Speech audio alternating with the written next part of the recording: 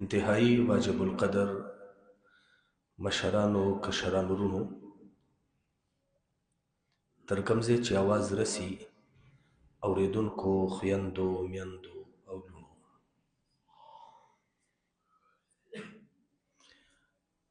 نن زمون موضوع ده شان او تعارف د سیدنا امام شافعی رحمه الله تعالی مولا دې د هغې په بارګاه کې زموږ دا څو ماتې ګوډې قبولې کړي او د هغوی د سیرت مقدسه نه ببرکاتو ارواحو نه دې موږ ته خیر کثیر نصیب کړي د نن چې تاسو کوم نوم اورئ غزا د فلسطین یو طرف دی او د کال نه زیاتو شو چې اسرائیلو په هغې باندې حملې شروع کړي د هغې ودانۍ په کندراتو باندې بدلې شوې دا غزا نن نه غزا نه ده دې ته الله شان په ارواح قدسیو باندې بخلی دی ځکه امام شافعی رحمه الله په 150 هجری کې د غزا په ځمکه باندې پیدا شوی دی او وجود اطهر دنیا ته ښکاره شوی نو جای پیدایش د سیدنا امام شافعی کم ځای دی وای غزه غزه چونکې تاسو سپېچلی او ذهن کې ډېره ښه پرته ده نو دې وجې نه دا ذکر کول مهم دي 2 کاله عمر یې چې شو نو یتیم شو پلار یې لوی بزنسمین دی او په قوم باندې سید دی او هاشمي دی نوم یې دی ادریس دا ادریس د امام شافعی رحمه الله چې عمر 2 کاله شو نو دی تنه وفات شو د خپل بچی شافعی ته نوم محمد ایښی دی مور یې غمجنه وه او د دې بچی په فکر کې وه چې زما دا بچی اوس خو د پلار د سوري نه محروم دی څنګه یې داسې یو مقام ته بوزم چې هغه د علم مکان هلته د پوهې او د دانایۍ خلک موجود دا خبره ذهن کې کې که یو پلار وی یو مور وی چې زه د بچي تربیت نشم کولی زما بچی به څنګه ښه سړی جوړ شي نو د هغه د تربیت اسان کار درته ښیم کډه واخله داسې کلي ته او داسې محلې ته لاړ شه چې په هغه ځای کې د علم ماحول وي په هغه ځای کې نیکان وي علما موجودي ته د ده د تربیت نه بې فکره شه الله جل وعلا به د هغه ماحول په برکت باندې د زمانې بهترین عالم وګرځي بس دا یو اسانه خبره ده د پوهانو د نیکانو معاشرې ته لاړ شه چې ماشوم سبق وی پلار هم سبق وی خوشا مدارس وی علما وی دغه صحبت تا د زرو خواریانو نه بېغمه کوي بچی به د الله کامل او اکمل وګرځي مور یې دانه او پوهه ښځه ده مسلم بن خالد حولانی نه مسلم بن خالد زنجی دا د مکې مفتی اعظم دی سفیان بن عیینه پرنګ غرونه په مکه کې پراته دي. پوهان د زمانې لوی لوی کبار هغوی مکه کې اوسېدل او مکه معظمه کې د هغوی د درس حلقې وې. مورې فکر وکړو دا بچی د 2 کالو دی، که غزه کې پاتې شي ماحول هغسې علمي نه دی کم ماحول چې مکه مکرمه کې دی. دې وجې نه خپل بچی راپورته کو، په 100 میاشتو کې دا سفر ترسره کو او مکې مکرمې ته راغی. په هغه ځای کې اوسېږي. دا بچی هم په ارام ارام لویېږي تر دې پورې چې د علماو سره یې اشنا کو. میندې ډېرې ملنګانې وي خو چې میندې وي. دا وړوکی بچی راپورته کو، د مفتی اعظم مکې خدمت ته یې راوستو. زمونږ وطن دا دی او رسول الله زمونږ د تره زوی دی. منګه کوچ کړی و یمن ته او یمن نه فلسطین کې اوسېدو. خاوند مې وفات شو، دا بچی مې یتیم دی، تا ته یې سپارم د ده جانچ پړتال وکړه او قرآن ورته وښایه. بس د هغه په نګرانۍ کې دا بچی چې د 7 کالو کېدو د قرآن بهترین حافظ. یو استاذ ته څه وخت کې د مسلې پوښتنه وکړه، بچی دا مسله څنګه ده، څه دلیل پې شته؟ وایي قرآن کې مې کتلی خو اوس مې ډایرکټ ذهن ته نه راځي. موقع راکړه زه به په قرآن نظر وکړم، دلیل به ترې راوباسم او ستا خدمت کې به پیش کړم. پخوا څه موده مخکې مې ویلی، اوس رانه هېر دی. جناب امام شافعي ته 3 ورځې وخت واغستو، بس قرآن د الحمد نه تر والناس پورې وویلو. کله چې استاذ ته راغی آیات پیش کو، صاحب زما د مسلې دلیل دا دی. شافعي څنګه دې را پیدا کو؟ په 3 ورځو کې مې روزانه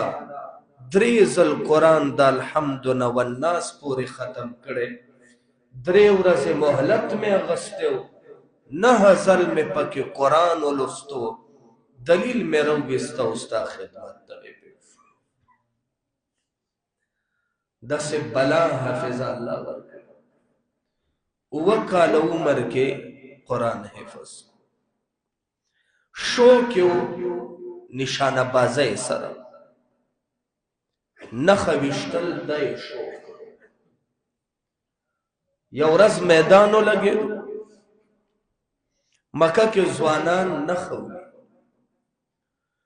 امام شافعي رحمه الله د 7 کالو ماشوم دی. دی وایي زما نامه په دې نښه ویشتو کې ولیکئ. هغه پوهان او دانه او نشانه باز ورته خاندي، وی محمد ستا هر ځای کې کاري، نوم محمد دی او لږ داسې چست او چالاک دی. محمد تا نه یو کارم نه دی پاتې. یو ماشوم هر چا سره بلد او داسې ګرم مزاجي. دی ورته وایي صاحب بس خیر د امام ملګری کوي. امام شافعي ملګری کو، لاس کې تیر ورکو. امام شافعي نښه وړي، هر چا سره لس تیرونه دي. نښه ویشتو والا نشانه باز زاړه استادان هغوی چې کله نښه وړي نو 10 کې 7 صحیح شي 3 خطا، 10 کې 15 صحیح شي 15 خطا. وار د امام شافعي رحمه الله راغی، کله چې هغه نښه واغسته په 10 کې 9 نښې ټیک ویشتې او یوې خطا. هغه میدان یې وګټلو. د خپلې زمانې نامي جامي ماشوم نشانه باز امام شافعي یاد. صرف دا نه شاه سواري ډېره خوښه ده اس باندې منډه څو ځلې دا شاه سوارانو نه میدان ګټلی مور به یې خفه کېده بچیه ته خو دلته کې دې کارونو ته د لاس واچولو دا نه فکر دې بل خوا واوړي شاه سواري خو دې ډېره ښه ده نشانه بازي خو دې ډېره بهتره ده خو فکر دې ګډوډ نشي مور ته وخندل مورې نور دې څه مطلب دی وایي زه دا ویم چې د رسول علم حاصل کا ښه ویل ګوره سبا نه علم لزم د امام مسلم درس ته لاړو په هغه مفتی اعظم مجلس کې کینی امام مالک کتاب لیکلی موطای امام مالک 13 جمعه ما درته ویلو هغه کتاب کې څه د پاسه 1000 احادیث دي 21 ورځې بل روایت کې 29 ورځې مجلس ته لاړو راغو په 20مه ورځې مور ته کتاب کې خو مورې دا ستا یتیم محمد بچی دا ټول کتاب خلق په ناظره باندې لولي دا ټول کتاب خلق په کتو باندې وی دا کتاب واخله کم ځای کې چې ما نه تپوس کې دا ما ته په 20 ورځو کې په حفظ باندې دا د امام شافعي رحمه الله علم حاصل کو اراده یې وکړه د مکې نه حج دپاره څه کسان راغلي مدینې نه مکې ته امام شافعي د حجیانو کې ګرځي مکه کې اوسېږي د دې خدمت کوي یو بابا ورته داسې وکتل وایي بچیه ستا په دې تندي کې خو ماته د علم نښې ښکاري ورته وایي بابا څنګه درته پته ولګېده وی ما ته هاشمی ښکاري د رسول الله قومي ښکاري د مکې اوسېدونکی ښکاري څنګه تا ته اندازه وشوه وی دا هاشمی خو دې د اخلاقو نه پته لګي او مکې دې د لباس نه پته لګي او خبرو کې دې د عبدالمطلب رنګ ښکاري بچیا غواړم چې علم حاصل کړي وی بابا قرآن میں حفظ کرے دا موطا امام مالک حافظم یم ارمان میں دے چاغ امام مالک مدینہ کے کم حالت کے دے کاش اغنہ میں سبق ویلے وے دا بابا ورتوی دا زیمہ دے پما شوا زمدینے نراغلے ازمون دا وطن مفتی دے بہترین حالت کے دے زبتا زان سربوزم کور نے اجازه را واخلا دا یو اخرى سره خالی دی دا منگ اسے زان سره د سټپنې په تور راولو نو دی خوانه با زتا په دې باندې بوزم امام شافعي رضا شو او سبق د پاره خپل وطن د حرم قرب او جوار پرېخو په هغه اوخ باندې 14 ورځې مزل د حج نه وروسته مدینې منورې ته وکړو خبرې عام سفر نه د 14 ورځو کې چې د امام مالک مجلس ته ورسېدو 14 ورځو کې 14 ځل په سورلۍ باندې قرآن ختم کړی د امام مالک په مجلس کې داخل شو خپل استاد ولا خط ورکړی په هغې کې سلام لیکلی دا بچی ډېر قابل دی او ډېر مازغی تیز دی نو تاله مې درواستولو ارمان یې و چې زه امام مالک نه سبق وویم صاحب اجازه ورته ورکه امام مالک مجلس کی اجازه ورکه سبق یې شروع کو د امام مالک محفل دی مسجد نبوي دی طالبان دی کاغذونه دي قلمونه دی او د امام درس دی او بلند آواز دی امام شافعي خو فقیر ملنګ درویش یتیم دی وړوکی هلک دی په لاس کې نه قلم شته نه دوات شته مجلس کې کېناستو امام مالک درس کوي د چو قتل د طالبان په قلم باندې په کاغذ باندې لیکل کوي. امام شافعي یو کڼکی راواغستو، نری تیلې د پاڼې راواغستو، خوله کې لوندۍ په لاس باندې په داسې لیکل کوي چې امام مالک دا ونه وایي چې هسې ناست دی. بس په دې طریقه یې لیکل کول. مجلس تمام شو. 121 احادیث امام مالک په دې درس کې ویلو. استاز په هر چا باندې نظري چې په دې نظر کولو د خوله کې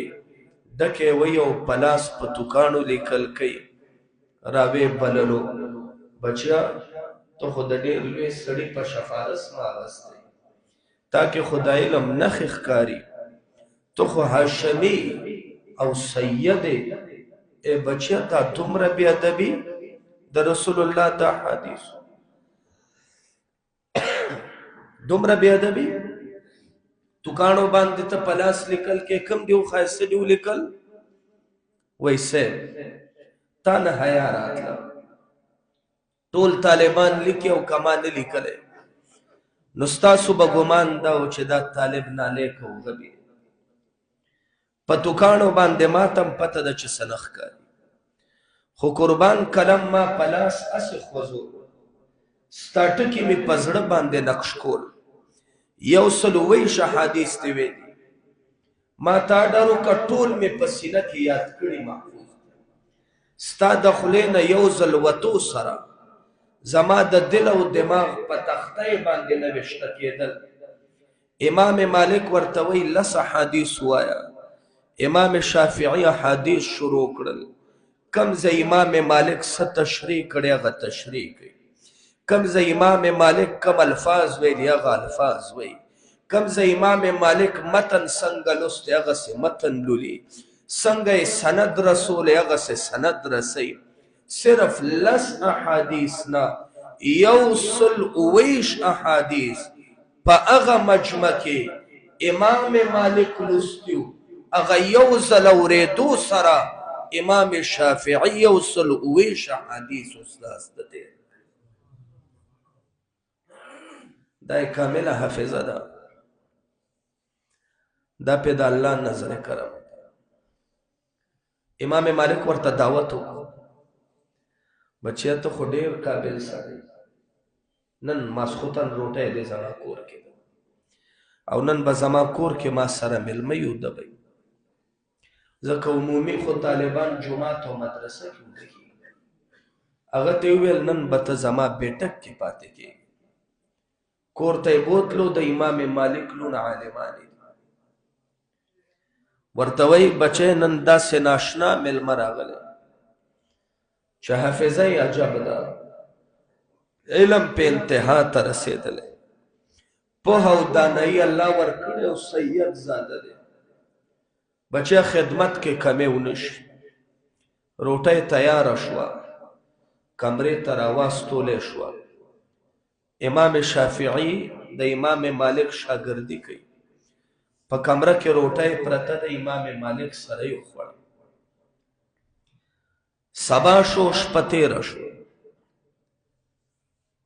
دا لوڼه وایي بابا میلمه خو دې ډېر ښه و، خو زمونږ په یو څو اعتراض دی. د هغه اعتراضونو جواب ترې راواخله. پیل اعتراض ده چې د کومه روټۍ خوړلې ده نو په هغې کې یو خفوس کې هم نه دی پرېښی. موږ د 3 کسانو روټۍ راستولې، یو ته وې یو امام شافعي و او یو اضافي و. نو چې کوم د الله عابدین زاهدین بیا دونه روټۍ نه خوري. د دومره روټۍ وخوړه چې د 3 کسانو روټۍ. دویم د شپې چاردام دپاره مونږ اوبه کې کوزه کې ورکړې، هغه کوزه سحر و مکه حالت کې وه. نو عابد خو تهجد کوي، دا څنګه میلمه دی چې د اوبه استعمال دی.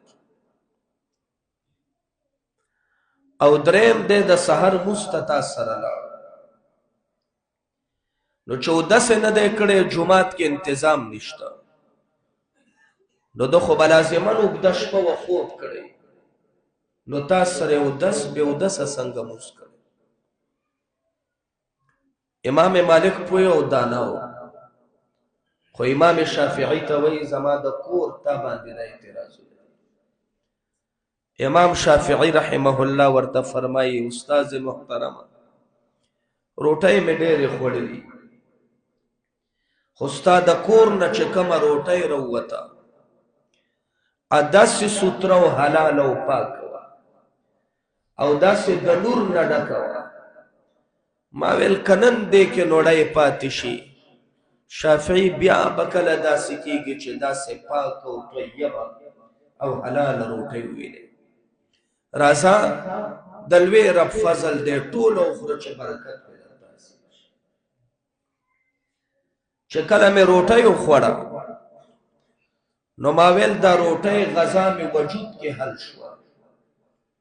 اوس که دا روټۍ د نور نه ډکه مې وخوړه او غفلت کې شپه تېره کړه نو ضمیر مې دا نه برداشت کوله فایده مې ترې واخېسته ټوله شپه مې احادیثو لیکل او مسایل مې ترې وویست لوټه ځکه ډکه پاتې شوې ده د ماسخوتن په اودس باندې تر سهار او د سحر مونځ مې تا سره هماغه بېګاني اودس باندې کړی امام شافعي دا جوابونه وکړل هغه ماشومان عالمان حیرانې شوې څه زمانه مدینه منوره کې پاتې شو امام مالک کمزوری شوی دی اجازه یې ترې وغوښته اجازه را یمن په طرف سفر ته لیږه کېږي چې په هغه ځای کې علم حاصل یمن استازانو نه سبق وی ملنګ مور په مکه کې اوسېږي او دا بچی دین د پاره د یو خاورې نه بلې خاورې ته ځي یوازې تنې تنها مور او بیا عجب مور امام شافعي مکه کې آواز خور شو ډېرې زمانې پس شافعي د مور زیارت له د استادانو ملاقات ته حرم ته راغلی چې واپس راغی حافظه عجب ده علم ناشنا دی زهد او ورع ډیره ده هر کس په پرزونه کوي تحفه او تحریف مسلمانانو کې الله دا جذبه خیر چې نیکان ګوري هغوی سره محبت کوي تحفه تحایف ورکوي چې مکې ته راننوتو په یو اوښ باندې سور دی دوه درې اوښان د تحفو نه ډک دي مورې ملنګه درویشه د مکې نه بهر دروازې ته د بچي کتوله اوس کمزورې ده او بوډۍ ده او په لاس کې عصا نیولې چې ویې کته بچی مې راغی څو اسونه دي دا څو خان ډک دي چې رالنډ شو مور ورته وایي ملاقات در سره وجه څه ده مورې زه خو ستا کتوله راغلی بچیا ما خو ته د رسول الله دولت جمع کولو لاستولی وې تا خو د دنیا دولتونه ما خو استولی وې چې ته به د علم دولت راوړې تا خو ما پسې د دنیا دولتونه راوړه نه دې بخم کور کې دې نه پرېږدم چې دا د دنیا دولتونه دې د مکې په غریبانو تقسیم کړي نه یې شافعي هلته ودرېدو ټولې تحفې غرباو د مکې باندې تقسیم کې په خړه شړۍ کې مور سره جومپړی ته راننوتو مورې ستا بچی چې سره تلی و همغه یې حاصل کړي د عزت مولا ورکړی ستا چې په څه کې رضا یې په هغې کې ستا د بچي رضا دا څنګه خلک څه موده مور سره پاتې شو او بیا سفر د پاره ووتو نو دې ځل عراق ته لاړو هارون الرشید امیر المؤمنین طویل کتابونو بحث کړی د شافعي سفرونه ناشنا سفرونه عراق کې هارون الرشید ورته وی قاضي دې جوړوم جج